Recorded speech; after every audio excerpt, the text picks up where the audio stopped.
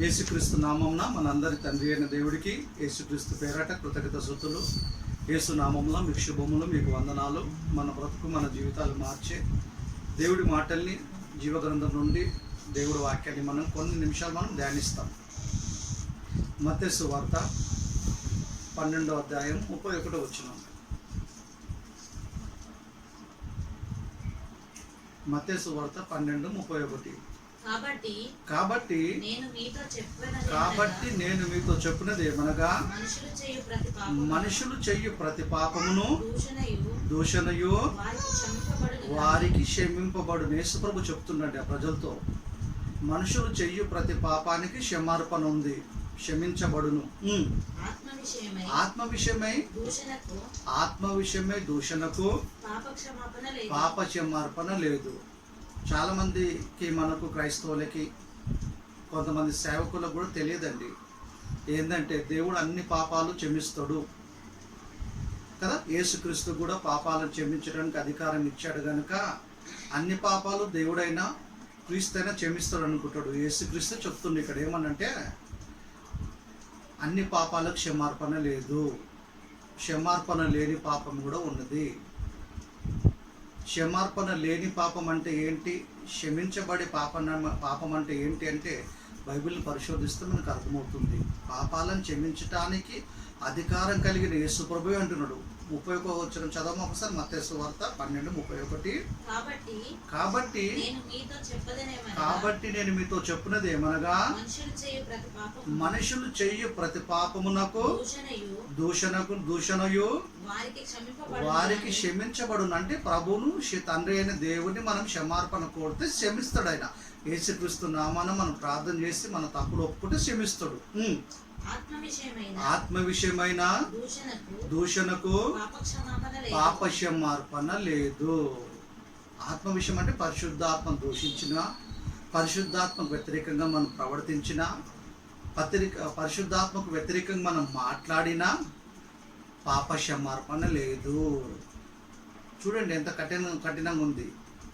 పాపాలను క్షమించడానికి అధికారం కలిగిన యేసుక్రీస్తే ప్రపంచంలో ఉన్న మానవులందరి పాపాలను క్షమించటానికి, ఆయన వచ్చిన కాలంలో ఉన్నవారికి, తర్వాత కాలంలో ఉన్నవారికి, తిరిగి యేసుప్రభు భూమి మీదకి తండ్రి అయిన దేవుని చేత పంపబడేంత వరకు మనుషులందరి పాపాలను క్షమించటానికి ఆయనను అంగీకరిస్తే పాపాలను క్షమించటానికి అధికారాన్ని ఇచ్చాడు యేసుక్రీస్తుకి తండ్రి అయిన దేవుడు.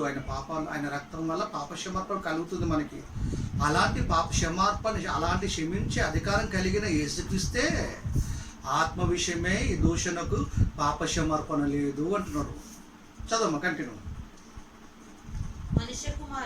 మనుష్య కుమారునికి యేసు ప్రభుకు మనుష్య కుమారునికి విరోధంగా మాట్లాడువానికి పాప క్షమార్పణ కలుగును గాని పరిశుద్ధాత్మకు విరోధముగా మాట్లాడు వారికి ఈ యుగమందైనాను రాబో యుగమందైనాను పాప క్షమార్పణ లేదు. మనుష్య కుమారుడు అంటే యేసు ప్రభుకు ఒకవేళ పొరపాటుగా వ్యతిరేకంగా మాట్లాడినా దేవుడు మనం క్షమిస్తాడు, ప్రభు మనం క్షమిస్తాడు. పరిశుద్ధాత్మకు వ్యతిరేకంగా మాట్లాడితే దేవుడు క్షమించాడు, యేసు ప్రభు క్షమించాడు. క్షమార్పణ లేదు, ఈ యుగమందు లేదు, రాబో యుగమందు లేదు. చూడండి ఎంత భయంకరమైన పరిస్థితి. అన్ని పాపాలు క్షమించబడతాయని మనం అనుకుంటున్నాం, క్షమార్పణ లేని పాపం కూడా ఉన్నది. ఒకవేళ మనం క్షమార్పణ లేని పాపం ఇట్లా చేస్తున్నామా, మనం సేవకులమైన, విశ్వాసులమైన, బ్యాప్టిజం తీసుకొని చాలా కాలమైనా క్షమార్పణ లేని పాపం చేస్తున్న వాళ్ళమైతే ఇప్పుడైనా బ్రతుకున్నప్పుడే మనసు మార్చుకుంటే మనకు క్షమార్పణ, మన ప్రవర్తన మార్చుకుంటే క్షమార్పణ, మన తప్పు దిద్దుకుంటే మనకు క్షమార్పణ. అది కంటిన్యూ అవుతే మాత్రము క్షమార్పణ లేదు మనకి. మనుష్య కుమారునికి విరోధంగా మాట్లాడువానికి, దూషించువానికి క్షమార్పణ లేదు. ఈ యుగమందు లేదు, రాబో యుగమందు లేదు, అసలు క్షమార్పణ లేదు అని చెప్పేశాడు. క్షమించటానికి అధికారం కలిగిన యేసు ప్రభే చెప్పాడు. మనుష్య కుమారుడికి వ్యతిరేకంగా మాట్లాడిన క్షమార్పణ ఉంది, కానీ పరిశుద్ధాత్మకు వ్యతిరేకంగా మాట్లాడే వారికి క్షమార్పణ లేదు. అంటే పరిశుద్ధాత్మకు వ్యతిరేకంగా మాట్లాడటం అంటే ఏంటి అని మనం ఆలోచించాలా.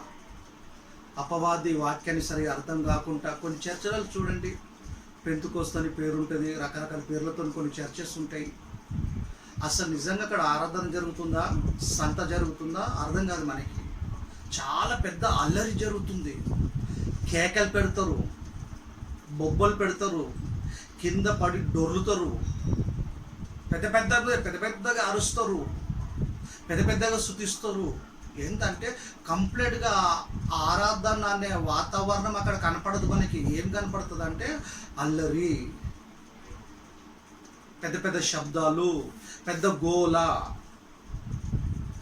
ప్రార్థన స్థలం లాగా, మందిరం లాగా, చర్చ్ లాగా అక్కడ ఉండదు వాతావరణము, సంతలాగా ఉంటుంది.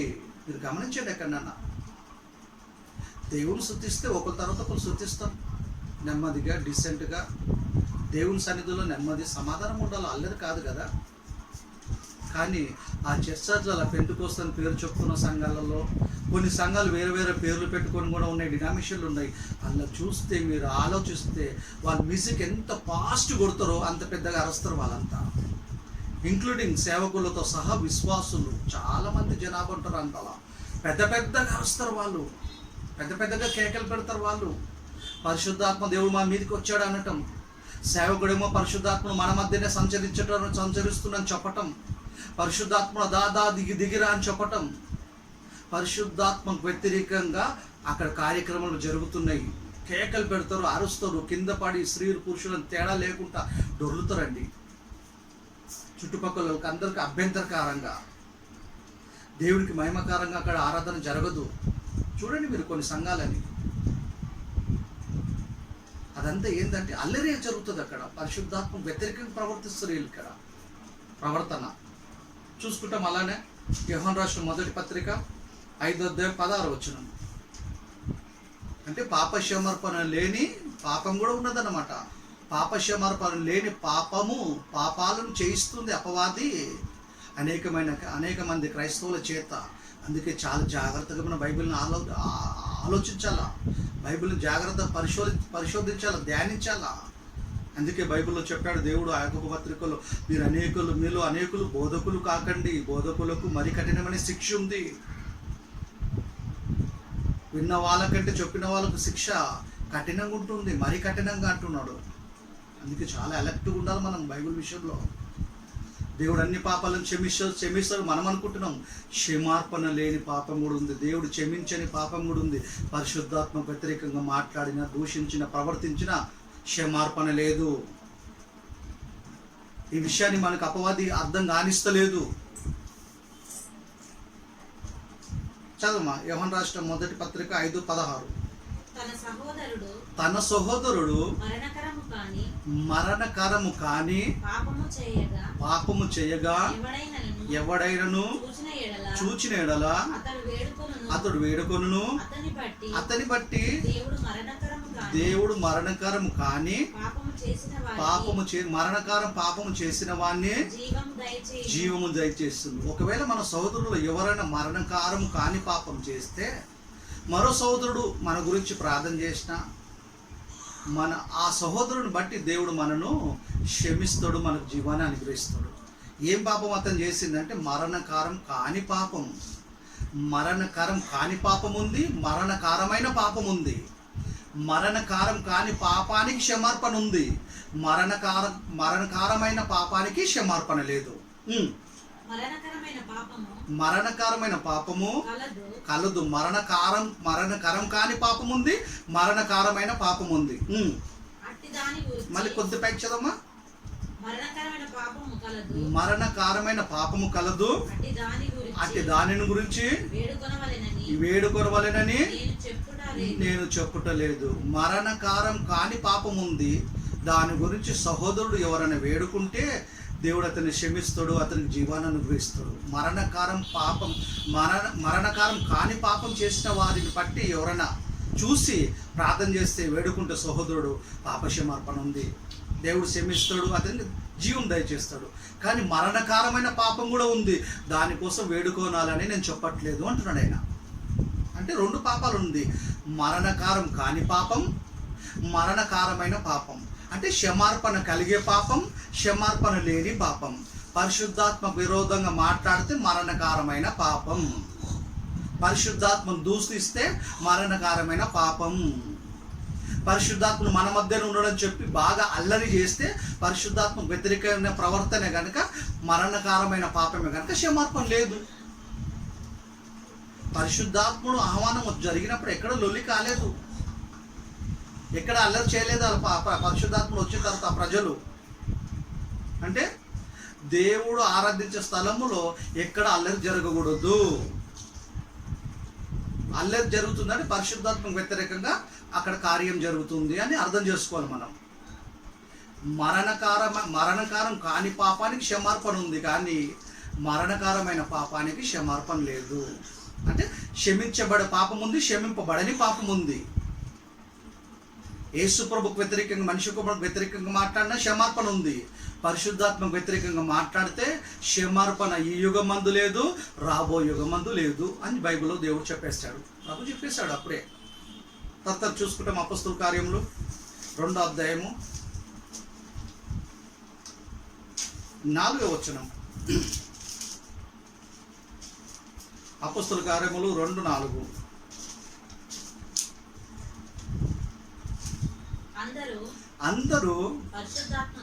అందరూ పరిశుద్ధాత్మతో నిండిన వారై ఆత్మ వారికి వాక్శక్తి అనుగ్రహించిన కొలాది అన్య భాషలతో మాట్లాడసాగిరి. అల్లరి చేయసాగిరా లేదక్కడ, మాట్లాడారు అపొస్తలులు. పెంతెకోస్తు దినము నాడు, పండుగ దినము నాడు పరిశుద్ధాత్ముని ఆహ్వానం జరిగినప్పుడు, ఆ పరిశుద్ధాత్మ చేత అపొస్తలులు నింపబడినప్పుడు వాళ్ళు మాట్లాడిరే తప్ప అల్లరి చేయలేదు, కేకలు పెట్టలేదు, ఎక్కడ గంట లేదు, ఎక్కడ కేకలు పెట్టలేదు, ఎక్కడ అరవలేదు, ఎక్కడ అమర్యాదగా ప్రవర్తించలేదు. పెంతెకోస్తు అనే సంఘం పేరు పెట్టుకొని ఆ పేరుతో కాకుండా వేరే వేరే పేర్లతో పిలువబడుతున్న కొన్ని సంఘాలలో, అన్ని సంఘాలలో కాదు, కొన్ని సంఘాలలో అల్లరి బాగా జరుగుతుంది. పరిశుద్ధాత్మ వచ్చాడు మన మధ్యకని చెప్పటం, పరిశుద్ధాత్మతో నింపబడినని చెప్పటం, స్త్రీ పురుషులు వ్యత్యాసం లేకుండా ఎగరటము, కింద పడటము, డొర్లటము. వాళ్ళు మ్యూజిక్ ఎక్కువ ఫాస్ట్ కొడితే ఫాస్ట్ ఎగురుతారు వీళ్ళు. మీరు గమనించండి, బైబిల్ ఉన్న మాటలనే చెబుతున్నా, సొంతంగా ఏం చెప్పట్లేదండి.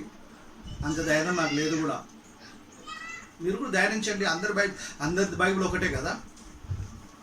పరిశుద్ధాత్మను మన మధ్య ఉన్నాడని చెప్పటము, పరిశుద్ధాత్మను రమ్ము అని పిలవటము, పరిశుద్ధాత్మను పొందుమని చెప్పటము, ఎగరటము, దుంకటము, కేకలు పెట్టము, పెద్దగా అరవటము, ఆరాధనలో అల్లరి చేయటము, ఇదంతా పరిశుద్ధాత్మను దూషించటం, పరిశుద్ధాత్మకు వ్యతిరేకంగా ప్రవర్తించటం. అంటే క్షమార్పణ, పాప క్షమార్పణ లేని పాపము చేయిస్తుంది వీళ్ళ చేత అపవాది. ఇలాంటి గుంపులు ఒకవేళ మనం ఉంటే ఇప్పుడే దేవుడు అవకాశం ఇస్తుండు. మన మనసు, మన బ్రతుకును, మన ప్రవర్తన మార్చుకోవాలా. వాక్యమైన వెలుగులో మనం పరిశోధిస్తే, వాక్యమైన వెలుగులో మన ప్రవర్తన, మన ఆరాధన పద్ధతి ఎలా ఉందని చూస్తే తెలిసిపోతుందని మనకి. బైబిల్ అందుకే బాగా మనసు పెట్టి చదవాలా, ధ్యానించాలా. అనేకమైన టెన్షన్లు పెట్టుకొని వాక్యం వినొద్దు, చదవద్దు, అప్పుడు అర్థం కాదు మనకి. లోకంలో ఎన్నో పుస్తకాలు చదువుతున్నాం, అలాంటి పుస్తకం కాదండి బైబిల్. ఇది దేవుడి జ్ఞానం, ఇది పరలోకం అంటున్న దేవుడి తండ్రి అయిన దేవుడి మనసులో ఉన్న ప్రతి మాట బైబిల్ 66 పుస్తకాలకు రాయబడింది. జీవగ్రంథం ఇది, మనిషి బ్రతుకులను మార్చే గ్రంథం ఇది, దివ్య వాక్యం ఇది. వాక్యాన్ని చాలా మనసు పెట్టి చదవాలి మనం. ప్రభులోకి రావటం, రక్షణ పొందటం ఎంత ప్రాముఖ్యమో. పాప క్షమార్పణ కలిగే పాపం చేస్తున్నామా, పాప క్షమార్పణ కలగని పాపం చేస్తున్నామా ఆలోచించాలి మనం. పరిశుద్ధాత్మకు వ్యతిరేకంగా విరోధంగా మాట్లాడటము పాప క్షమార్పణ లేని పాపం అది కదా. అపోస్తుల కాలం మొదటి శతాబ్దం పెంతెకోస్తు పండుగ నాడు 12 మంది అపోస్తులు పరిశుద్ధాత్మ ఆహ్వానం జరిగినప్పుడు, పరిశుద్ధాత్మతో నింపబడినప్పుడు ఆ 12 మంది అన్య భాషలతో మాట్లాడారు, కానీ అల్లరి చేయలేదు, కేకలు పెట్టలేదు, ఎక్కడ కింద పడి దొరలలేదు, వాళ్ళు అమర్యాదగా ప్రవర్తించలేదు. మొదటి శతాబ్దంలో ఉన్న అపోస్తులు. మళ్ళీ ఎప్పుడు ఎందుకు ఈ సంఘాలలో లేదా అల్లరి జరుగుతుంది? ముఖ్యంగా పెంతెకోస్తులు అని పేరు పెట్టుకున్న సంఘాలలో చాలా అల్లరి జరుగుతుంది. ఆ చుట్టుపక్కల ఉన్న వాళ్ళందరికీ అభ్యంతరకరంగా జరుగుతుంది అక్కడ ఆరాధన. లొల్లి పెడుతురు, కేకలు పెడుతురు, కింద పడుతుర్రు, డొర్లుతుర్రు. ఏంటి క్రైస్తవుల ఆరాధన ఎలా ఉంటుంది అని చెప్పి అనేకులు చులకనగా మాట్లాడుకుంటారు మన గురించి. బైబిల్ ఏముంది? దేవుడు సమాధానానికి కర్త కానీ అల్లరికి కర్తగాడు. అల్లరి ఉంటుందండి ఆరాధనలో. అది మనం ఇంట్లో ఆరాధించుకున్నా, సంఘంలో ఆరాధించినా, ఏ స్థలంలో అయినా సరే అల్లరి ఉండకూడదు. దేవుడు అల్లరికి కర్తగాడు, సమాధానానికి కర్త. చదవం ఒక్కసారి అపొస్తలుల కార్యములు 2:4 అందరూ అపొస్తలులు అందరూ పరిశుద్ధాత్మతో నింపబడిన వారై ఆత్మ వారికి వాక్శక్తి, మాట్లాడే శక్తి, వాక్శక్తి అనుగ్రహించిన కొలది అన్య భాషలతో మాట్లాడసాగిరంటే అది దేవదూత భాష కాదు, మనుషుల భాషనే. అప్పటికి యూదులకి చెదిరిపోయిన ప్రజలలో నుండి వచ్చిన వాళ్ళందరూ యెరూషలేము పండుగకు, యెరూషలేము రోజు పెంతెకోస్తు పండుగ నాడు వచ్చినప్పుడు యెరూషలేముకి 16 రకాల భాషలు మాట్లాడే ప్రజలు ఉన్నారు. మీరు కంటిన్యూ చదువుకుంటుంటే మీకు తెలుస్తుంది. మనుషుల భాషలేవి, దేవదూతల భాషలు అని చెప్తారు కొంతమంది, తెలియక అజ్ఞానంతో. మనుషుల భాషలేవి. అప్పటికి కొత్త నిబంధన రాయబడలేదు, ఇంకా 27 పుస్తకాలు ఇంకా రాయబడలేదు, మత్తయి నుండి ప్రకటన గ్రంథం వరకు. దేవుడు తన గురించి చెప్పించుకోవాలంటే ఏం చేయాలి? దేవుడు అప్పటికి 6 రకాల భాషలు మాట్లాడే వాళ్ళు ఉన్నారు. బాబేలు గోపురం కట్టాలనుకున్నప్పుడు ఆదికాండం 11వ అధ్యాయం మనం చదివితే తెలుస్తుంది. ప్రారంభము నుండి ఒకటే భాష, ఒకటే పలుకుండేప్పుడు దేవుడు ఆ భాషలందరినీ తారుమారు చేసేసాడు. ప్రపంచం 4 దిక్కులు స్ప్రెడ్ అయిపోయారు, అందరిని ఎలగొట్టేస్తాడు, స్ప్రెడ్ చేసేస్తాడు. అప్పటికి యేసు ప్రభు వచ్చి మరణించి తిరిగి పరలోకానికి పోయి పరిశుద్ధాత్ముడు ఆహ్వానం వచ్చేటప్పటికి 16 రకాల భాషలు మాట్లాడే ప్రజలు ఉన్నారన్నమాట. ఎప్పటికీ పరిశుద్ధాత్ముడు ఆహ్వానం జరిగేటప్పటికి పెంతెకోస్తు దినం నాటికి 16 రకాల భాషలు మాట్లాడే ప్రజలు ఉన్నారు. వారికి సువార్త చెప్పాలంటే కొత్త నిబంధన మత్తయి నుండి ప్రకటన గ్రంథం వరకు 27 పుస్తకాలు రాయబడలేవు ఇంకా. అప్పుడు ఏం చేయాల? దేవుడు తన గురించి చెప్పించుకోవాలంటే ఒక్క భాషతో చెప్తే అర్థమవటానికి ఒక భాష లేదు అక్కడ. ఆదికాండం 11వ అధ్యాయంలో మాత్రం ఒకటే భాష ఉంది, ఒకటే పలుకుంది. దేవుడు భాషని తారుమారు చేశాడు. యూదులకి చెదిరిపోయిన వాళ్ళందరూ మళ్ళా అక్కడికి వచ్చారు. ఎక్కడికి? పెంతెకోస్తు దినం నాడు యెరూషలేముకి వచ్చారు. 16 రకాల భాషలు మాట్లాడే ప్రజలు ఉన్నారు కనుక పరిశుద్ధాత్ముడు వచ్చిన తర్వాత పరిశుద్ధాత్మ ద్వారా అపోస్తలులకు అన్య భాషలు మాట్లాడే వరాన్ని ఇచ్చాడు. అప్పుడు అది మాట్లాడిర్రు, అది కేకలు పెట్టలేదు వాళ్ళు. ఇప్పుడేమో పరిశుద్ధాత్మ వచ్చింది అనటము, ఎగరటము, దుంకటము. పరిశుద్ధాత్ముడు వస్తే ఎక్కడైనా ఎగురుతారా అండి? దుంకుతారా? కేకలు పెరుతారా? అరుస్తారా? దేవుడు అట్లా అరిపిస్తాడా? దేవుడికి అల్లరి ఇష్టం ఉండదండి. సైలెన్స్, నిశ్శబ్దం ఉండటం దేవుడికి ఇష్టం. దేవుడికైనా యేసుక్రీస్తుకైనా పరిశుద్ధాత్మకైనా అల్లరి వాళ్ళకి ఇష్టం ఉండదు. దేవుడి పేరట, పరిశుద్ధాత్మ పేరట అల్లరి చేస్తున్నారు వీళ్ళు. కేకలు పెడుతురు, అరుస్తుర్రు, గెంటుతురు కింద పడి. వాళ్ళు డోల్ పెద్దగా మ్యూజిక్ కొడతా ఉంటే ఎక్కువ అరుస్తారు, మ్యూజిక్ తగ్గిస్తూ ఉంటే మళ్ళీ ఆ సిగ్నల్ వాళ్ళకి వీళ్ళకి ఏం కనెక్ట్ ఉంటుందో తెలియదు. స్టేజ్ మీద ఉన్న వాళ్ళు ఎప్పుడైతే వాయిస్ తగ్గిస్తారో, డప్పు కొట్టడం తగ్గిస్తారో వీళ్ళు తగ్గిపోతుంటారు. వీళ్ళ సౌండ్ తగ్గుతుంది, ఎగరటం తగ్గుతుంది, గంటతం తగ్గుతుంది, కేకలు పెట్టడం తగ్గుతుంది. ఎప్పుడైతే సౌండ్ పెంచుతారో వీళ్ళు కూడా ఎమోషనల్ ఇంకా పెరుగుతుంటారు. చుట్టుపక్కల ఉన్న వాళ్ళ చెవులు పగిలిపోతాయి. ఒకసారి నేను పోయిన ఒక సహోదరుని వెంబడి ముమ్మాటానికి పోయినా. నేను పోయేటప్పటికి స్పీకర్లు పెట్టారు పక్కన. చాలా బాధ వేసింది, చాలా ఇబ్బంది అనిపించింది. చెవులు పగిలిపోతున్నాయి సౌండ్కి, లోపటున్న వాళ్ళకి. అంత అల్లరి ఆరాధనలో ఇలా ఉంటుందా అని నాకు చాలా ఆశ్చర్యమైంది.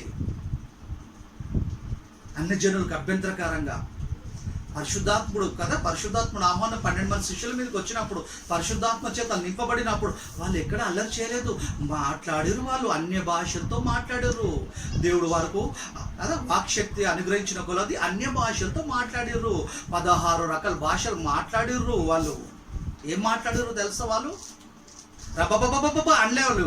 ఏం మాట్లాడారు కూడా బైబిల్ ఉందండి. బైబిల్ని పరిశోధించాలి మనం. 11వ వచనం చదవం. అపొస్తలుల కార్యం 2వ అధ్యాయం 11వ వచనం. ఆ ప్రజలు మాట్లాడుకుంటారు అపొస్తలుల గురించి.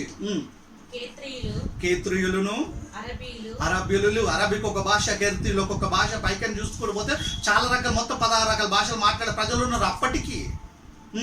మొదలైన మనం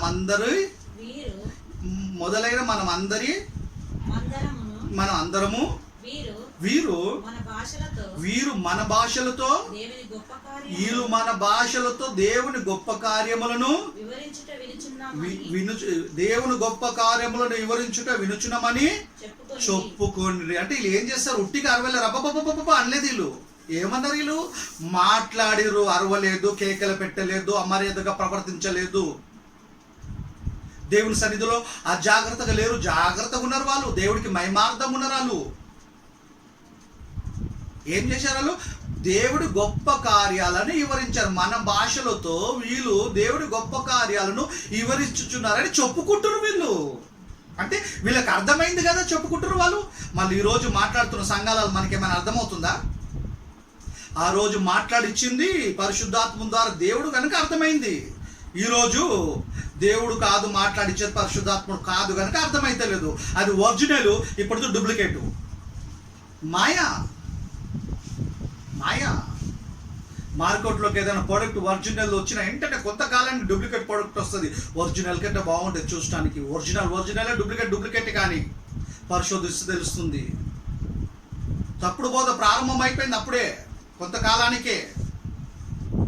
మొదటి శతాబ్దంలో ప్రారంభమైపోయింది తప్పుడు బోధ.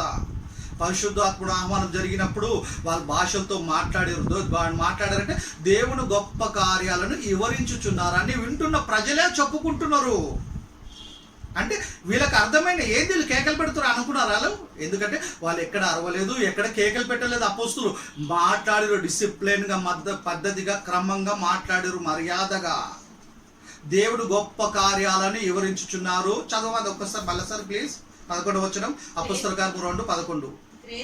క్రేతీయులను అరబీయులను మొదలైన మనమందరమును వీరు మన భాషలతో దేవుని గొప్ప కార్యములను వివరించుట వినుచున్నామనిరి చెప్పుకొనిరి. దేవుని గొప్ప కార్యాలను వివరించారు. చదివి చెప్పడానికి బైబుల్ లేదు కదా, కొత్త నిబంధన ఇంకా రాయబడలేదు కదా. పరిశుద్ధాత్మ ప్రేరేపంతో దేవుడు ప్రేరేపిస్తుంటే దేవుని చిత్త ప్రకారంగా వాళ్ళ పనులు చేసుకుని జీవనోపాధి చేసుకున్న అప్పుడు రాయబడటానికి టైం పట్టింది బైబుల్. అప్పటి వరకు బైబుల్ లేదు కనుక భాషతో మాట్లాడాల్సిన అవసరం వచ్చింది. ఇప్పుడు బైబుల్ మత్తయి సువార్త ప్రకటన గ్రంథం వరకు పరిపూర్ణంగా రాయబడింది. దేవుని చిత్తం మన చేతిలో దేవుని చిత్తం అంత కంప్లీట్గా రాయబడింది బైబిల్లో. కొత్త నిబంధనలో పరిపూర్ణమైంది కనుక భాషలు మాట్లాడాల్సిన అంత అవసరము లేదు. దేవుడు చెప్పాలనుకుంటే అన్ని చెప్పేస్తాడు బైబిల్లో, కొత్త నిబంధనలో. అందుకే యేసుప్రభు చెప్తాడు, పరిశుద్ధాత్ముడు వచ్చిన తర్వాత సత్యంలోకి వెళ్ళి సర్వసత్యంలోకి మిమ్మల్ని నడిపిస్తాడు. సర్వసత్యం కంప్లీట్గా యేసుప్రభు చెప్పింది సత్యమే. మిగతాది పరిశుద్ధాత్ముడు వచ్చి సత్యంలోకి సర్వసత్యం అంటే కంప్లీట్ అన్నమాట. నేను కొంతవరకే మీకు చెప్తున్నా, మిగతాది ఆయన వచ్చి చెప్తాడు. ఆ చెప్పింది మీరు రాస్తారు. ఆ రాయబడిన పుస్తకమే కొత్త నిబంధన కంప్లీట్ అయిపోతుంది. 27 పుస్తకాలు. అప్పుడు రాయబడలేదు కనుక పరిశుద్ధాత్ముడు ఆహ్వానం వచ్చేటప్పటికి 16 రకాల భాషలు మాట్లాడే ప్రజలు ఉన్నారు కనుక దేవుడి గురించి చెప్పాల్సిన అవసరం ఉంది కనుక ఒక్క భాషతో చెప్తే కుదరదు కనుక 16 రకాల భాషలు మాట్లాడేటట్టు దేవుడు పరిశుద్ధాత్మ ద్వారా చేశాడు. ఎందుకంటే భాషలు తారుమారు చేసింది ఆయన బాబెల్ గోపురం కట్టేటప్పుడు ఆదికాండం 11వ అధ్యాయంలో తారుమారు చేసింది ఆయన కనుక దాని పరిష్కారం కూడా ఆయన చేశాడు. తన పిల్లలకు తన గురించి తెలియాలని. పరిశుద్ధాత్మను అపోస్తులు పొందుకున్న తర్వాత ఎక్కడ కేకలు పెట్టలే, అరవలేదు. ఏం చేశారు వాళ్ళంటే మాట్లాడారు. దేవుని గొప్ప కార్యాలను వివరించి ఆ ప్రజలకు చెప్పారు. మొదటి శతాబ్దంలో పెంతెకోస్తు పండుగ దినం నాడు పరిశుద్ధాత్మను మొట్టమొదటిగా ఆహ్వానం జరిగిన నాడు అది జరిగింది. వాళ్ళు అల్లరి చేయలేదు, కేకలు పెట్టలేదు, మాట్లాడారు. ఏం మాట్లాడారంటే దేవుని గొప్ప కార్యాలను వివరించారు. దేవుడి గురించి మాట్లాడారు వాళ్ళు. మళ్ళీ ఇప్పుడు పెంతెకోస్తు సంఘాలలో, వేరే వేరే సంఘాలలో అల్లరి ప్రేయర్ పవర్ చర్చ్ అని ఉంటుంది ఒక రామ్నగర్, మీరు చూడండి, అక్కడ కూడా అల్లరి. పెంతెకోస్తు దాంట్లో అల్లరి, ప్రేయర్ పవర్ ఆట దాంట్లో అల్లరి. అనేకమైన రకరకాల పేర్లు పెట్టుకున్నారు కొన్ని సంఘాలకు. అలాంటి సంఘాలలో అల్లరి జరుగుతుంది. మీరు పరిశోధించండి. అన్ని జాగాలో జరిగేది ఆరాధన అనుకోకండి. మా ఊరికి వెళ్ళాలంటే ఏ బస్సు అయినా ఎక్కితే పోతామని అనకండి. వెళ్ళే బస్సు ఎక్కాలా. జాగ్రత్త ఉన్నాం మనం. ఎందుకంటే పాప క్షమార్పణ లేని పాపం చేయిస్తుంది క్రైస్తవుల చేత అపవాది. పరిశుద్ధాత్మను పొందుకున్న తర్వాత అపొస్తలులు కేకలు పెట్టలే, అరవలేదు. దేవుడి గురించి కదా అన్య భాషలతో మాట్లాడే దేవుడు గొప్ప కార్యాలను వివరించి చెప్పారు. తర్వాత చూసుకుంటాం 1 కొరింథీయులు 14:33. 1 కొరింథీయులకు రాసిన పత్రిక 14:33.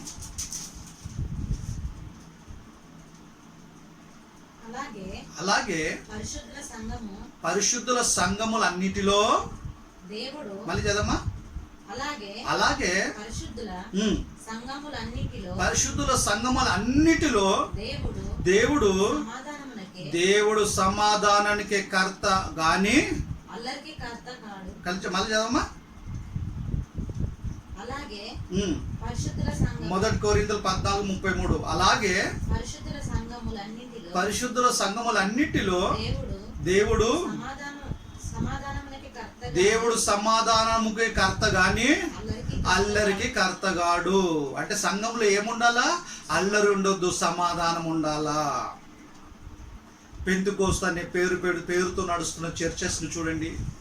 ప్రేయర్ పవర్ అనే పేరుతో నడుస్తున్న చర్చెస్ని, వాళ్ళకి సంబంధించిన బ్రాంచులు ఉంటాయి, అవే పేర్లు ఉంటాయి. అవే పేర్లు కాకుండా వేరే వేరే పేర్లతో కూడా ఉన్నాయి కొన్ని సంఘాలు. మీరు చూడండి, ఫిలోదెఫియా అనటము, రకరకాల చర్చ పేర్లతో ఉన్నాయి కొన్ని సంఘాలు. ఆ సంఘాలంతా ఏముండాలా? సమాధానం ఉండాలి, కానీ అల్లరి ఉంది. పరిశుద్ధాత్ముడు వచ్చారని చెప్పటము, ఎగరటము, దుంగటము, గెంటటము, కేకలు పెట్టటము, వణుకోటము, ఊగటము, ఏదో కుణుకం వచ్చినట్టు ఊగటము. వీళ్ళు ఎక్కడైతే మ్యూజిక్ ఎక్కువ ఫాస్ట్ కొడితే ఎక్కువ ఊగుతారు, ఎప్పుడైతే మ్యూజిక్ తగ్గిస్తారో స్లో అయిపోతారు, పడతారండి, కింద పడి గెంటుతారు. ఒక పక్కన ఆడోళ్ళు, ఒక పక్కన పురుషులు, స్త్రీ పురుషులు అక్కడ ఇక్కడ పడి గెంటుతుంటారు. ఆ సంఘాలలో చూడండి మీరు, కొన్ని సంఘాలలో ఇదంతా ఏంటి? సమాధానం ఉన్నట్టు అక్కడ అల్లరి. దేవుడు పరిశుద్ధ కదా. అలాగే దేవుడు సంఘం, దేవుడు ఏమన్నాడమ్మా 1 కొరింథీయులు 14:33. 1 కొరింథీయులు 14:33. అలాగే అలాగునే పరిశుద్ధుల సంఘములన్నిటిలో దేవుడు సమాధానానికి కర్త గాని అల్లరికి కర్తగాడు. దేవుడు సమాధానానికి కర్త. ఇక్కడ ఏం జరుగుతుంటే అల్లరి, కేకలు పెడుతురు, ఎగురుతురు, డుంగుతురు, కింద పడుతురు, గెంటుతుర్రు, మొత్తం గోల గోల గోల గోల ఉంది. ఒకరి తర్వాత ఒకరు స్తుతించండి, దేవుణ్ణి గణపరచండి. అందరూ ఒకేసారి కేకలు పెట్టడం ఏంటి? భాషలతో మాట్లాడతారు వీళ్ళు. ఆ రోజు గ్రంథం లేదు కనుక అపొస్తలులు మాట్లాడాల్సిన అవసరం వచ్చింది, దేవుడు మాట్లాడించాడు, వాళ్ళకి అర్థమైనాయి. మళ్ళీ ఈ రోజు మాట్లాడుతున్నారు. ఈ రోజు బైబిల్ పరిపూర్ణమైన గ్రంథం మన చేతులు ఉంది. కొత్త నిబంధన కంప్లీట్గా పరిపూర్ణంగా రాయబడింది. దేవుడి చిత్తం అంతా దేవుడు మర్చిపోయింది ఏమీ లేదు. ఇంకెందుకు మాట్లాడుతారు వీళ్ళు భాషలతోని? వాళ్ళు మాట్లాడితే అర్థమైందంటే దేవుని గొప్ప కార్యాలు వివరించారు. వీళ్ళు మాట్లాడితే అర్థమైతే లేదంటే వీళ్ళు బైబుల్ ఉన్నది చేస్తలేరు. వీళ్ళ చేత దేవుడు మాట్లాడిస్తలేడు. దేవుడు మాట్లాడిస్తే, పరిశుద్ధాత్ముడు మాట్లాడిస్తే, అపొస్తలులు ఎక్కడ అల్లరి చేయలేదు. వీళ్ళు ఎందుకు చేస్తారు? అపొస్తలులు దేవుడు గొప్ప కార్యాలు వివరించారు, భాషలతో మాట్లాడి కేకలు పెట్టలేదు, వాళ్ళు అరవలేదు. మళ్ళీ వీళ్ళు ఎందుకు అరుస్తారు? పరిశుద్ధాత్ముని చేత వీళ్ళు నడిపింపబడతలేరు. ఒకవేళ నిజంగా పరిశుద్ధాత్మతో నడిపింపబడిన వారైతే సమాధానం ఉండాలి. సంఘాలలో అల్లరి ఎందుకు ఉంది? ఎందుకు కేకలు పెడుతురు? ఎందుకు అరుస్తురు? ఎందుకు గట్టిగా అరుస్తురు, గోల చేస్తురు? ఆరాధన జరుగుతుందా, అక్కడ సంత జరుగుతుందా అర్థం కాకుంటున్నది. అన్యులు చూస్తే, అన్యులు ఆలోచిస్తే ఆ శబ్దాలని అంత గోలండి. బైబిల్ ఏం చెప్తుంది? సంఘములన్నిటిలో దేవుడు సమాధానంగా కర్త కానీ అల్లరికి కర్తగాడు. అల్లరి జరుగుతుందంటే, అల్లరి ఎక్కడ జరుగుతుందంటే అపవాది దురాత్మ ఎక్కడ ఉంటుందో అక్కడ అల్లరి జరుగుతుంది. బైబిల్ పరిశోధించండి, పరిశీలించండి, ఆలోచించండి. చిన్న జీవితంలో ఎన్నో జాగ్రత్తలు తీసుకుంటున్నాం మనము. బైబిల్ విషయంలో ఎందుకు తీసుకోవట్లేదు జాగ్రత్త? ఈ జీవ గ్రంథమే పరలోకాన్ని తీసుకెళ్లేదు మనని. పరలోకానికి మార్గం అంటే యేసు ప్రభు వాక్య ప్రకారం బ్రతుకుతున్న పరలోకానికి వెళ్తాం మనం, లెక్క వెళ్ళలేం మనం. ఇవన్నీ కంటిన్యూ చేస్తున్నట్టయితే, ఇవి చేస్తున్న వాళ్ళు కానీ, వీళ్ళని ప్రోత్సహిస్తున్న వాళ్ళు కానీ పాపక్షమార్పణ లేని పాపం చేస్తున్నారు. వీళ్ళకి తెలియకుండానే అపవాదీల చేత పాపక్షమార్పణ లేని పాపం చేయిస్తుంది. మరణకారం కాని పాపం కాదు, మరణకారమైన పాపాన్ని చేయిస్తుంది. అందుకే చాలా జాగ్రత్త ఉండాలా క్రైస్తవులారా.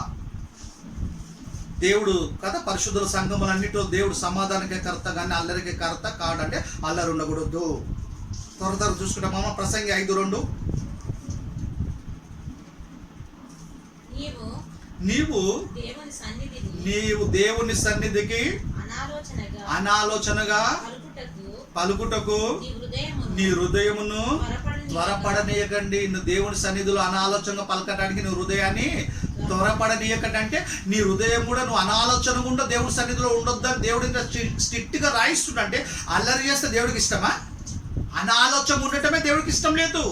దేవుడు సహించాడు, ఓర్చుకోడు. అలాంటి దేవుడి సంఘంలో పరిశుద్ధుల సంఘంలో నువ్వు అల్లరి చేస్తావా, కేకలు పెడతావా, దుంకుతావా, ఎగురుతావా, గెంటుతావా? దేవుడి పేరట పరిశుద్ధాత్ముడు వచ్చి చెప్పి ఆ పరిశుద్ధాత్ముడికి విరోధంగా మాట్లాడతావా? ఆయన బ్యాప్టిజం తీసుకున్నప్పుడు వచ్చి మనలోనే ఉన్నాడు. ఆయన యేసుప్రభు చెప్పినట్టు ఆయన వస్తాడు, మీతో ఉంటాడు, మీలో ఉంటాడని. భూమి మీద ఆయన మనం ఉన్నంత కాలం ఉంటాడు. ఆయన తప్పు చేస్తే గద్దించుంటాడు ఆయన్నే, మనని మన పక్షాన విజ్ఞాపన చేస్తాడంటే ఆయన్నే. అలాంటి పరిశుద్ధాత్ముడిని ఆ పరిశుద్ధాత్మకు వ్యతిరేకంగా ప్రవర్తించడం తప్పు కాదు. చదవమ్మా, కంటిన్యూ. నీ నోటిని కదా ఏమంటాడు? దేవుని సన్నిధిలో నువ్వు అనాలోచనగా ఉండకూడదు, నీ హృదయాన్ని త్వరపడనీయకు. నీ నోటిని కాచుకొనుము, నీ నోటిని జాగ్రత్త కాచుకొనుము. దేవుడు ఆకాశం అందున్నాడు, నీవు భూమి మీద ఉన్నావు, కావున నీ మాటలు కొద్దిగా ఉండవలెను. ప్రసంగి 5:2. మన మాటలు ఎలా కొద్దిగా ఉండాలా? మాటలే కొద్దిగా ఉండాలంటే వీళ్ళు కేకులు పెడుతురు, అరుస్తుర్రు, గోల చేస్తుర్రండి కదా. పెంతుకోస్ అనే పేరుతో, ఫిలోదెల్ఫియా చర్చ్ పేర్లతో, ప్రేయర్ పవర్ అనే పేర్లతో కొన్ని సంఘాలు ఉన్నాయి. ఇక రకరకాల కొన్ని పేర్లతో ఉన్నాయి. అన్ని పేర్లు నోటెడ్ లేవు, రకరకాల పేర్లతోని ఆరాధన గమనించాలి మీరు. పాప క్షమార్పణ లేని పాపాలు చేస్తున్నారు వీళ్ళు.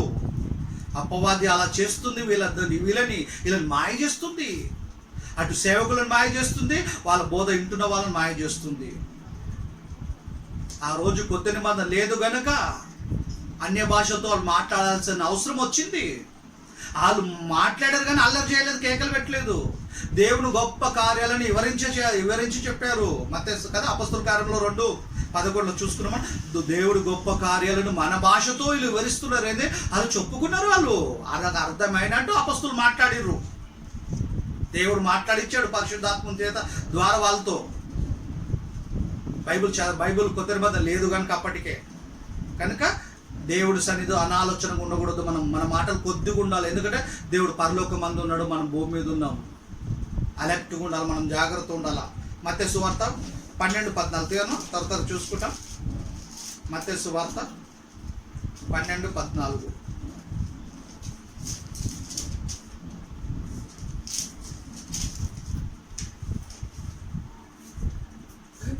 అంతటా పరిసయ్యులు వెలుపలికి పోయి ఆయనను ఎలాగో సంహరించుమా అని ఆయనకు విరోధముగా ఆలోచన చేసి యేసుప్రభుకు విరోధంగా రక్షకుడినే రక్షించడానికి వచ్చిన మహానుభావునికి వ్యతిరేకంగా మాట్లాడారు. ఈ రోజు సత్యం చెప్తే మన గురించి కూడా అనేకులు వ్యతిరేకంగా మాట్లాడతారు.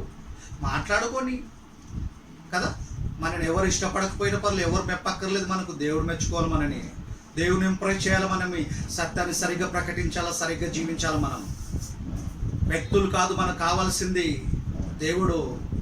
వాళ్ళ మెప్పు కాదు మనకు కావాల్సింది దేవుడి మెప్పు మనకి.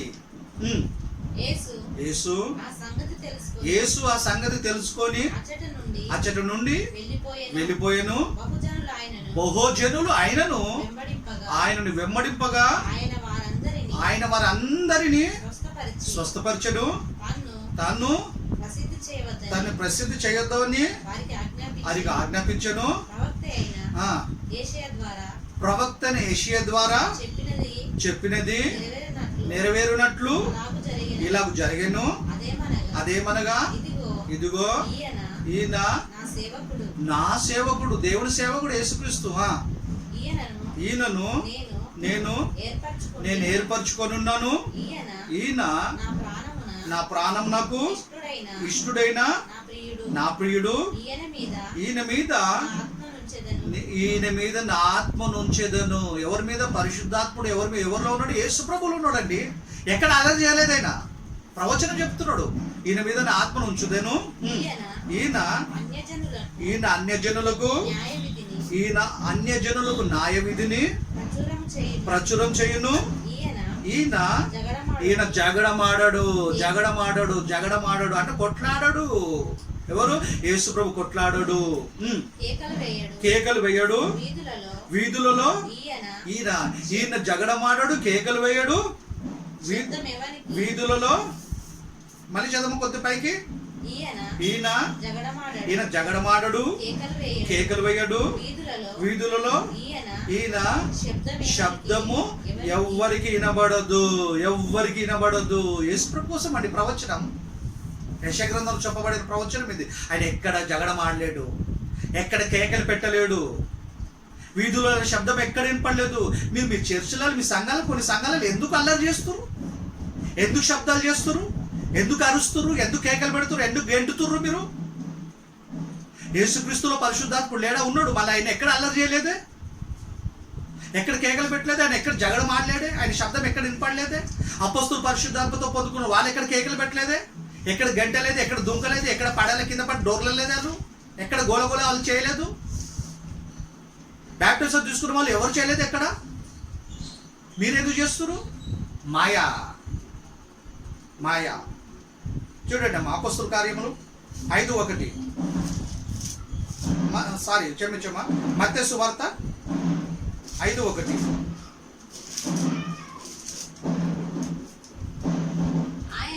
ఆయన అంటే ఎవరు? యేసుక్రీస్తు అంటే. ఆయన ఆ జన సమూహములను చూచి కొండ ఎక్కి కూర్చుండగా ఆయన శిష్యులు ఆయన యుద్ధకు వచ్చిరి. అప్పుడు ఆయన నోరు తెరిచి ఇలాగూ బోధింపసాగిన. యేసు ప్రభు నోరు తెరిచి ఇలా బోధింపసాగిన. యేసు బోధించాడు తప్ప కేకలు పెట్టలేదు. అపొస్తలులు దేవుడి కోసం గొప్ప కార్యాలను వివరించి చెప్పారు తప్ప ఎక్కడ కేకలు పెట్టలేదు, ఎక్కడ అరవలేదు, ఎక్కడ గొడవ చేయలేదు. పరిశుద్ధాత్మను పొందుకున్న అపొస్తలులు ఎక్కడ కేకలు పెట్టలేదు. పరిశుద్ధాత్మను పొందుకున్న పరిశుద్ధాత్మతో ఉన్న యేసు ప్రభు ఎక్కడ అల్లరి చేయలేదు, ఎక్కడ కేకలు పెట్టలేదు, ఆయన శబ్దం ఎక్కడ వీధుల్లో ఇరపడలేదు, ఆయన జగడం ఆడలేదు. మళ్ళీ ఎందుకు వీళ్ళు అరుస్తున్నారు? పరిశుద్ధాత్ముడు లేడు వీళ్ళలో. పరిశుద్ధాత్మ పేరట దురాత్మ వీళ్ళను డీల్ చేస్తుంది, దురాత్మని వీళ్ళను రీడ్ చేస్తుంది. దురాత్మ ద్వారా ప్రేరేపించబడి ప్రవర్తిస్తున్నారు వీళ్ళు. పరిశుద్ధాత్ముడు అల్లరికి కర్తగాడు, దేవుడు అల్లరికి కర్తగాడు, సమాధానానికి కర్త. అల్లరికి కర్త ఎవడంటే అపవాది, దురాత్మ, దుష్ట శక్తి, ఆది ఘట సర్పము, అబద్ధికుడు, చాలా పేర్లు ఉన్నాయి వాడికి, దురాత్మకి. తర్వాత యేసు ప్రభు నోరు తెరిచి ఇలా బోధింపసాగాను. యాకోబు పత్రిక 3:15 అమ్మా, త్వర చూసుకుంటాం. యాకోబు రాసిన పత్రిక 3:15.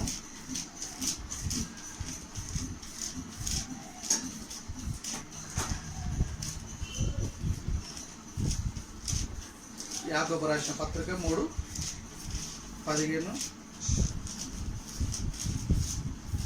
ఏప్రిల్ తర్వాత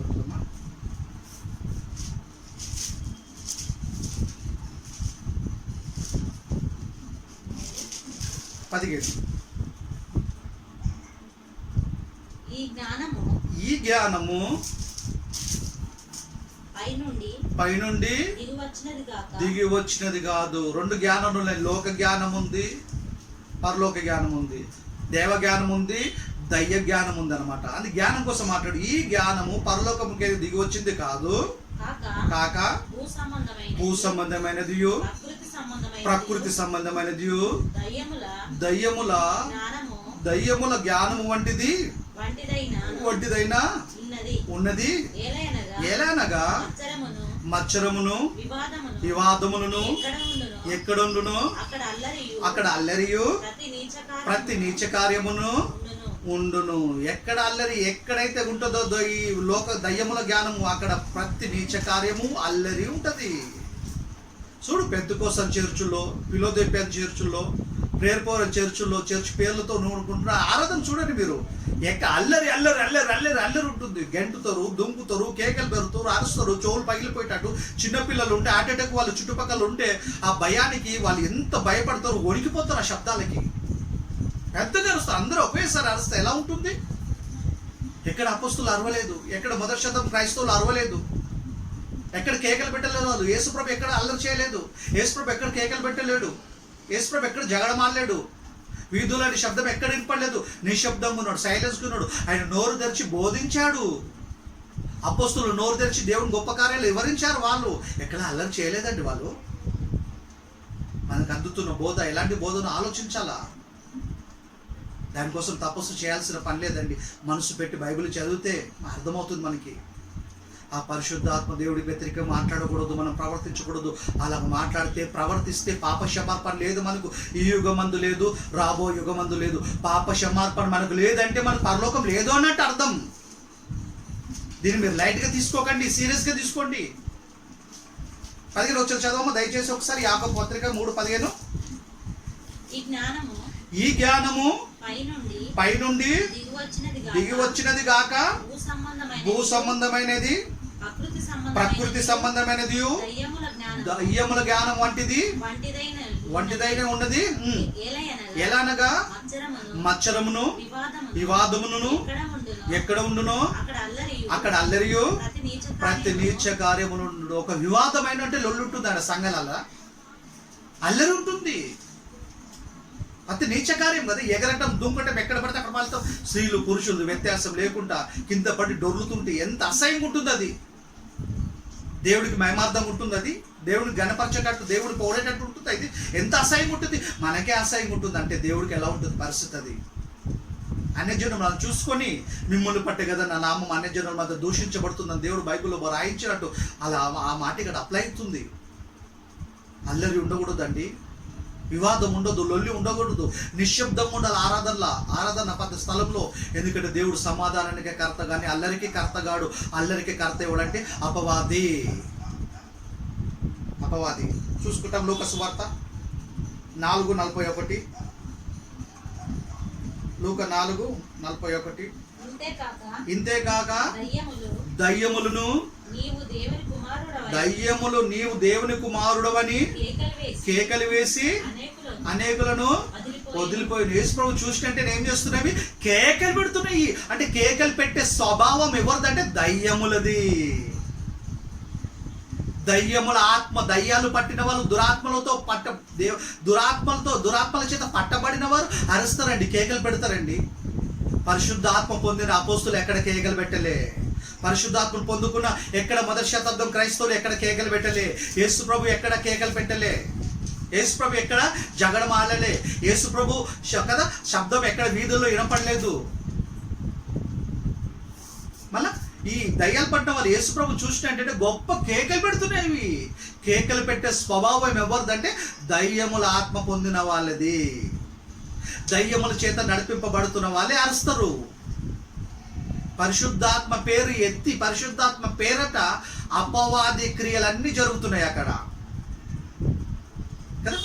ఆయన పేరు బదలాం చేస్తారు, ఆయనను బదలాం చేస్తారు. పరిశుద్ధాత్మను మన మధ్య వస్తుండు, పరిశుద్ధాత్మను పొందండి. ఆల్రెడీ నమ్మి బ్యాప్టిజం తీసుకుంటే ఆయన మనలోకి వచ్చేస్తాడు కదండి, మనతో ఉంటాడు, మనలో ఉంటాడని యేసుప్రభు చెప్పేస్తాడు కదండి. నమ్మిన వెంటనే నమ్మి బ్యాప్టిజం తీసుకుని రక్షించబడి యేసుక్రీస్తు రక్షకుడిగా దేవుడి కుమారుడిగా అంగీకరించి బ్యాప్టిజం తీసుకుంటే మన పాప క్షమాపణ కలిగింది.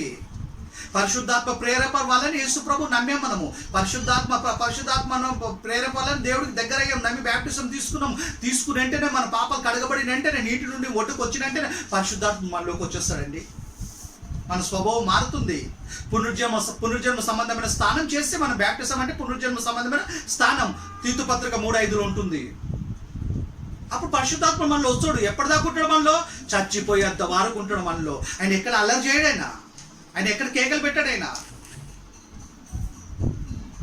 అల్లరి తండ్రి ఆయన దేవుడికి ఇష్టం లేదు. యేసు ప్రభుకి అల్లరి ఇష్టం లేదు. పరిశుద్ధాత్మ దేవుడికి అల్లరి ఇష్టం ఉండదు.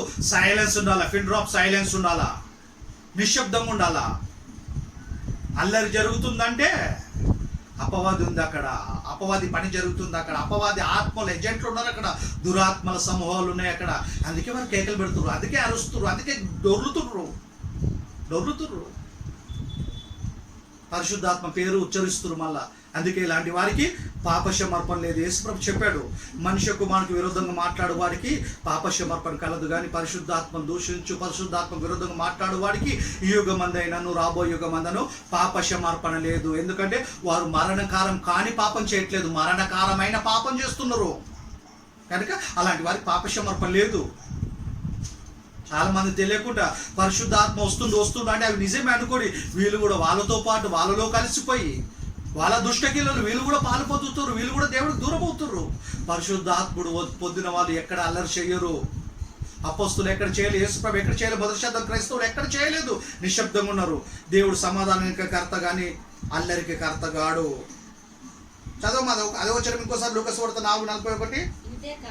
ఇంతేకాక దయ్యములను నీవు దేవుని కుమారుడవు కేకలు వేసి అనేకులను వదిలిపోయిన అనేక మనుషులను పట్టి ఆ మనుషులలో కేకలు పెడుతున్నాయి, గుర్తుపట్టాయి దేవుని ఏమని, ఈయన దేవుని కుమారుడు అని గుర్తుపట్టి కేకలు పెట్టి పోతున్నారు. పోయేటప్పుడు నిశ్శబ్దం పోతున్నాం, కేకలు పెడుతుంది. దాని స్వభావం అది, దాని క్యారెక్టర్ అది. దయ్యాదిల్లు కేకలు పెట్టడం, లొల్లి పెట్టడం, అల్లరి చేయటం, దుంగటము, ఎగరటము, గెంటటము, పెద్ద పెద్ద కేకలు పెట్టడము, గోల చేసటము అపాది స్వభావం అది. అంటే ఇప్పుడు చర్చిలు పెంతుకోస్తూ ప్రేరు పోలు పిల్లలు దింపే రకరకాల చర్చిలు పెట్టుకొని ఎగురుతురు దుంకుతురు పరిశుద్ధాత్మ పేరు ఉచ్చరిస్తూ. అంటే వీళ్ళంతా ఎవరనమాట, వీళ్ళందరూ అపవాది చేత వాడబడుతున్న వారు, అందుకే కేకలు పెడుతున్నారు వాళ్ళు.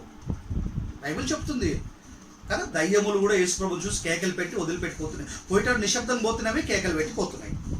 కేకలు పెట్టే స్వభావం ఎవరిదంటే అపవాది, దురాత్మది, పరిశుద్ధాత్ముడు కాదు. పరిశుద్ధాత్ముడు సైలెన్స్ ఉంటాడు. పరిశుద్ధాత్ముడు ఎక్కడ అల్లరి చేయడు. పరిశుద్ధాత్మ పొందుకున్న వాళ్ళు కూడా బైబుల్లో ఎక్కడ అల్లరి చేయలేదు. యేసుప్రభు ఎక్కడ కేకలు పెట్టలేదు, అపోస్తులు ఎక్కడ కేకలు పెట్టలేదు, మొదటి శతాబ్దం క్రైస్తవులు కూడా ఎక్కడ కేకలు పెట్టలేదు. మళ్ళీ వీళ్ళు పెడుతున్నారంటే పరిశుద్ధాత్మ పొందిన వాళ్ళు కాదేలు. పరిశుద్ధాత్మ ప్రేరేపంతో పరిశుద్ధాత్మ ప్రేరేపంతో వీళ్ళు పరిచర్య చేస్తున్న వాళ్ళు కాదు. అలాగైతే అల్లరి చేయొద్దు, కేకలు పెట్టొద్దు, దుంకొద్దు. అపోస్తుల్లాగా దేవుడు గొప్ప కాలాన్ని వివరించి చెప్పాలని ఎగరొద్దు. వివరించి చెప్పితే ఆ మొదటి శాతం పెంతెకొస్తు దినం నాడు అపోస్తులు చెప్పినప్పుడు పేతురు వివరించి చెప్తున్నప్పుడు ఆ 16 రకాల భాషలు మాట్లాడే ప్రజలకు అర్థమైనట్టు దేవుడు గొప్ప కార్యాలు వివరించి చెప్పారే తప్ప కేకలు పెట్టలే. మరి వీళ్ళు కూడా అలా వివరించి చెప్పాలా. అన్య భాషలు మాట్లాడారంటే వాళ్ళు మీనింగ్ లేకుండా రబ్బబ్బబ్బ అని అనలేరు, వణికిపోలేదు. వాళ్ళు మర్యాదగా మాట్లాడారు కనుక వాళ్ళకి అర్థమైంది. అల్లరి చేస్తే ఎక్కడ అర్థమవుతుంది?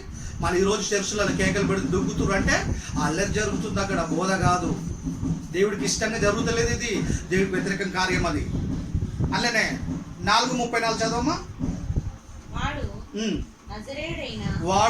వీడేవాడంటే దయ్యం పట్టిన వాడే. వాడు నజరేడైన యేసు మాతో నీకేమి, మమ్మల్ని నశింపజేయటానికి వచ్చితివా?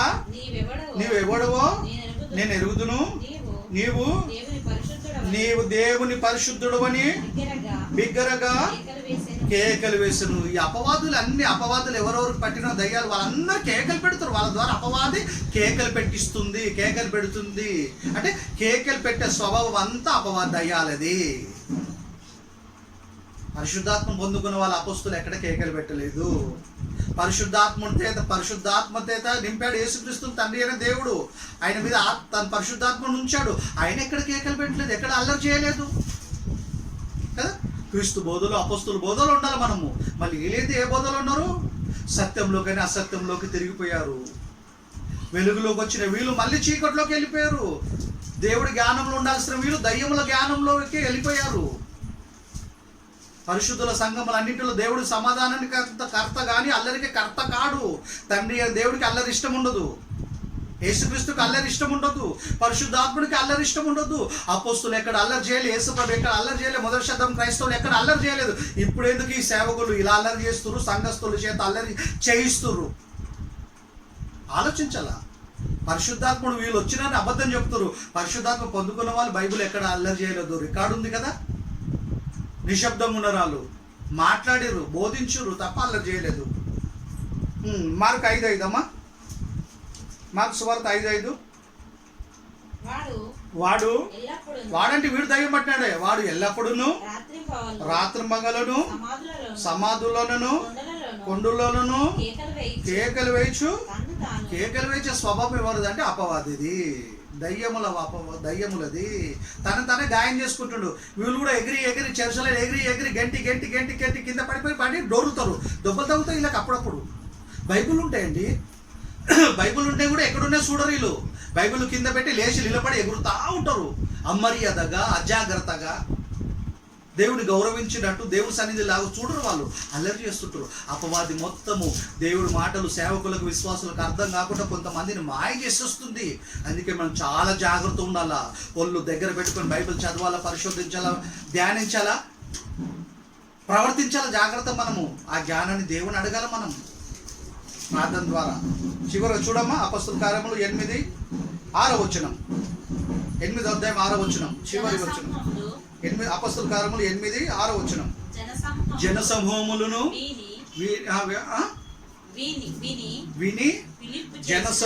విని పిలుపు చేసిన అంటే దేవుడు పిలుపు చేత కూడా అద్భుతాలు చేయించాడు. పిలుపు చేసిన సూచక్రియలను చూచినందున అతడు చెప్పిన మాటల యందు ఏక మనసుతో లక్ష్యముంచగా అనేకులను పట్టిన అపవిత్ర ఆత్మలు పెద్ద కేకలు వేసి వారిని వదిలిపోయాను. పెద్ద కేకలు వేసారంట. పెంతుకోసు, ఫిలదెల్ఫియా, ప్రేయర్ పూరన్ చర్చ, రకరకాల పేర్లతో కొన్ని సంఘాలు ఉన్నాయి. కొన్ని ఇళ్ళలా గల్లీలా చేస్తారు. కొన్ని సంఘాలని అన్ని కాదండి, వాళ్ళు చాలా మొత్తం కేకలు పెడతారు, పెద్ద పెద్ద కేకలు వేస్తారు. పరిశుద్ధాత్ముడు మన మధ్యన ఉన్నాడు అంటాం, పరిశుద్ధాత్మను పొందుకొని అనటము, భాషలు మాట్లాడమనటము. బైబిల్ మొత్తం కొత్త నిబంధన కంప్లీట్గా రాయబడతారు. భాషలతో అవసరం ఏముంది? ఆ రోజు మాట్లాడితే అపొస్తలులు ఆ ప్రజలకు అర్థమైంది. 16 రకాల భాషలు మాట్లాడే ప్రజలకు అర్థమైంది. యూదులకి చెదిరిపోయిన వాళ్ళకు ఈ రోజు మాట్లాడితే మనకు అర్థమైతే రబ్బ అంటున్నాడు. ఏదైతే అర్థం మీనింగ్ లేకుండా దేవుడు మాట్లాడతాడా? కేకలు పెడుతుర్రు, ఎగురుతుర్రు, దుంగుతుర్రు, గెంటుతుర్రు, అరుస్తుర్రు, లొల్లి గోల చేస్తుర్రు అండి. నమ్మి బ్యాప్టిస్ట్ తీసుకున్నట్టే పరిశుద్ధాత్మ మనలోకి వచ్చేస్తాడు. ఆయన మళ్ళొకసారి పొందాల్సిన అవసరం లేదు, అడగాల్సిన అవసరం లేదు. కేకలు పెట్టడము, పరిశుద్ధాత్మతో నింపుమని అడగటము, పరిశుద్ధాత్మ మన మధ్య సంచరించడం, వీడికి కనబడుతున్నట్టు వీళ్ళకి ఇవన్నీ తప్పు. వాక్యానికి వ్యతిరేకంగా పరిశుద్ధాత్మ విరోధంగా మాట్లాడుతున్నారు వీళ్ళంతా. ఇలాంటి వారికి పాప క్షమాపణ లేదు. ఈ విధంగా ఎవరైతే సేవకులు బోధిస్తారో ఆ బోధతో ఎవరైతే విశ్వాసులు ఏకీభవిస్తారో వాళ్ళకు కూడా పాప క్షమాపణ లేదు. ఇలాంటి బోధ చేస్తున్న వాళ్ళు, ఇలాంటి బోధకులను ప్రోత్సహిస్తున్న వాళ్ళు, ఇలాంటి బోధ యందు లక్ష్యం వస్తున్న వారు మీరు చాలా జాగ్రత్తగా ఈ వాక్యం అయిన తర్వాత మీరు ఆలోచించండి. బైబిల్ పక్కన పెట్టుకొని బైబిల్ బాగా చదివి మనసు పెట్టి బైబిల్ చదివి పరిశోధించండి, సత్యాన్ని గ్రహించండి. ఈ వాక్యం దేవుడు దీవించినాక యేసుక్రీస్తు నామాన మీ అందరికి వందనాలు. ప్రార్థన చేసుకుంటాం. పరలోకమందున్న పరిశుద్ధుడ మా తండ్రి, మీ కుమారుడు మా రక్షకుడైన యేసుక్రీస్తు పేరట మీకు కృతజ్ఞత స్తుతులు స్తోత్రములైనా. ఈ సమయాన్ని తరుణాన్ని మాకు ఇచ్చిన విధానాన్ని బట్టి మీ కుమారుడు మా రక్షకుడైన క్రీస్తు పేరట మీకు కృతజ్ఞత స్తుతులు స్తోత్రములైనా. వాక్యం ద్వారా మీ తండ్రి మీరు మాతో మాట్లాడారు నైనా.